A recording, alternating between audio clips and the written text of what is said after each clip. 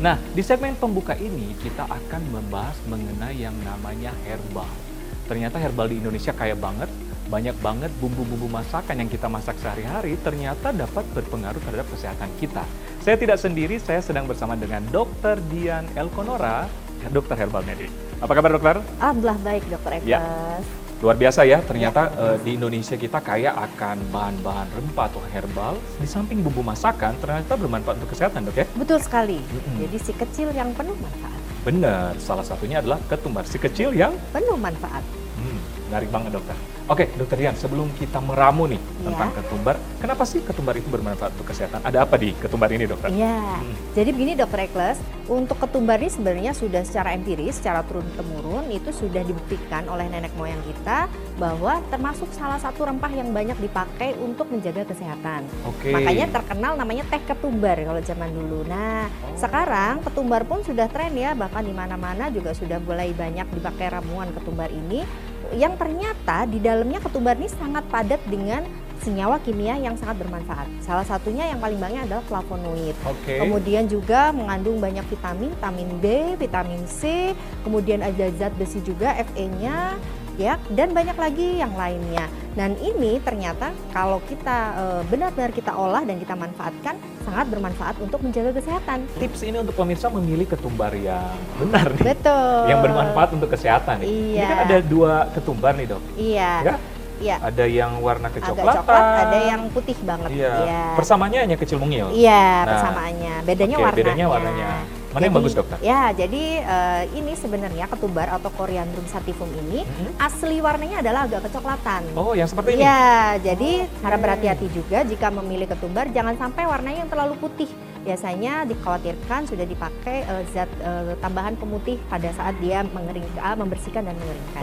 Jadi sebaiknya pilihlah yang organik dan juga warnanya agak kecoklatan. Dan ini memang kalau di pasar tradisional yang aslinya memang warnanya agak kecoklatan seperti ini dokter ya. Oke.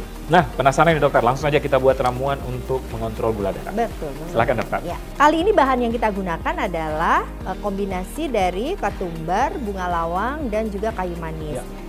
Kita pakai 1 sendok makan ketumbar, ya. Kita taruh di gelas, kemudian 3 bunga lawangnya dok. Bunga apa dok? Bunga lawang atau bunga star lawang. anis. Ya, dia juga antioksidannya tinggi. Jika dikombinasi dengan ketumbar juga sifatnya sinergis dok untuk menurunkan gula darah. Kemudian kayu manis. Semua bahan tadi sudah dicuci bersih ya dok. Kita keringkan. Kemudian kita ambil sekitar 4 cm atau 1 jari ya. 1 jari kayu manis. Kayu manis. Kemudian kita seduh dengan air mendidih dok. Oh, air mendidih. Kita sudah didihkan ini ya. Setelah itu kita tutup dok ya. Kurang lebih berapa lama? Kita tutup kurang lebih 15 menit sampai dengan dingin dan juga sudah larut zat aktifnya. Di sini untuk membuat ramuan ini sebenarnya sangat sederhana sekali, cuman harus tetap diingat harus ditutup rapat karena apa? Biar minyak atsirinya tidak keluar. Karena ternyata salah satu khasiat dari ketumbar itu ada di minyak atsirinya juga, bahkan di kayu manis juga di minyak atsirinya juga sangat bermanfaat. Sehingga kalau ditutup dia tidak keluar ya. Mungkin ada fungsi lain dokter? Salah satunya adalah untuk menyamankan saluran cerna. Jadi kalau dia kembung, lagi nggak nyaman gitu mencernanya atau lagi begah, kata orang sini begah ya, itu kita bisa pakai ramuan ketumbar ini. Mungkin kita akan membuat ramuan untuk khusus ini ya, kepada pemirsa apalagi yang sering mengalami gangguan pencernaan. Nah, gimana dokter? Ya, tadi kita sudah sedikit bahas di awal. Jadi untuk yang saluran pencernaan, untuk mengatasi gangguan pencernaan ini, ketumbar biasanya bisa dipakai tunggal dengan teh ketumbar atau bisa dikombinasi dengan bahan lain. Jadi di sini untuk hari ini kita memakai kombinasi ketumbar, kemudian jintan putih. Apa dok? Jintan putih ya, kemudian adas. Gimana dok kita meracik ramuan ini dok? Ya, kalau tadi yang ramuan pertama kita seduh, dan ini untuk ramuan yang kedua kita rebus. Ya, kita semua seperti yang awal, kita cuci bahan sampai bersih dulu.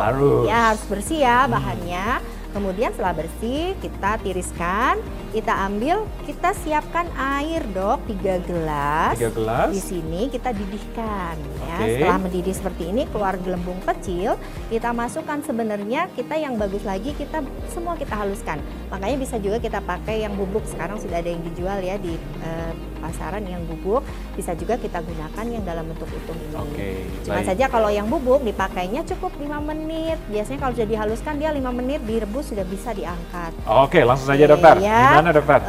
Setengah sendok teh dari ketumbar. Ini, Dok? Iya, kita Ya. masukkan. Ya, kemudian bisa juga dihaluskan tadi ya. Kemudian jintannya juga. Jintan putih. Iya, setengah. Kemudian adasnya seperempat sendok teh. Ya, kita larutkan. Bagusnya lagi kita tutup. Kemudian kita tunggu kira-kira karena ini utuh ya bisa sampai 5 sampai 10 menit. 5 sampai 10 Ya, menit. api kecil saja ya, Dok. Ya, karena tadi sudah mendidih. Dan kemudian setelah 10 menit kita angkat, kita dinginkan. Baru Kemudian diminum. kita saring dulu. Oh, saring Kita dulu baru diminum ya. ya. Kemudian setelah dingin kita tambahkan madu, Dok. Oke. Jadi selain ada fungsinya, madu ini sebagai penyedap rasa juga ya. Betul, Setuju dokter sebagai ya? memberikan rasa manis dan juga dia bagus enzimnya untuk saluran pencernaan.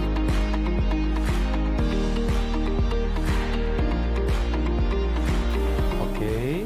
Memang agak warna kekuningan ya? Ya, betul sekali. Jadi dia berubah warna. Kemudian kita tunggu sampai dingin. Dingin ya? Ya, dingin karena kita mau tambahkan madu. Jadi kalau madu tidak boleh posisi panas karena enzimatik ya. Madunya tadi bekerja sinergis dengan ramuan ini untuk menjadi enzim yang memperbaiki enzim di pencernaan. Benar-benar. Jadi bau yang khas banget nih. Ya? Ya, Oke, berarti kita tunggu sampai dingin, dingin. campur madu. Ya, Baru kemudian diminum. kita konsumsi pada saat sebelum sarapan bisa.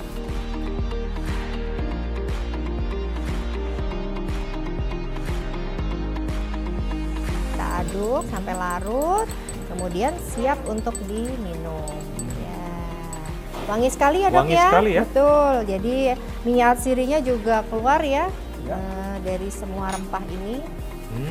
Memang ada ini ya efek spontan ya dari Betul. minyak asiri ini ya. Iya, jadi ada efek menenangkan juga, Menenangkan, kemudian relaksasi, kemudian juga ketika dikonsumsi dia bersifat metabolik melancarkan tadi. Oke, membantu melancarkan saluran Betul, pencernaan juga ya dokter ya. iya. Dan ini yang tadi ya dokter ya untuk membantu mengontrol gula darah.